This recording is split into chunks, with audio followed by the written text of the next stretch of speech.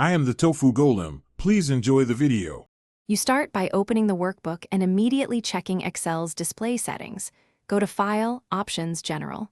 You do this because themes and office background settings often force a dark canvas, which is why cells appear black. Once there, check the Office Theme drop-down and the Office Background option. If set to dark gray or black, switch to colorful or white. Make sure to save the change so the UI updates. This first step isolates whether the black background is a theme or a file-specific issue. Once theme settings are ruled out, you move into workbook-specific settings that affect appearance. Check the View tab to ensure you're not in Page Break Preview or custom views that can invert colors.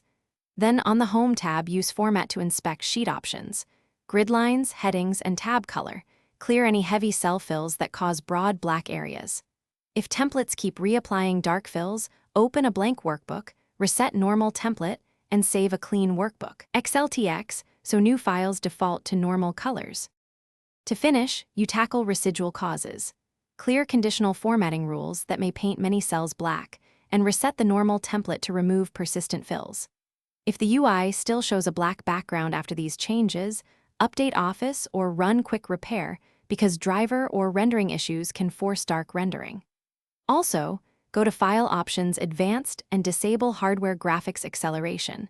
This often fixes strange display artifacts. If problems continue, restart Excel and test in safe mode to isolate add-ins.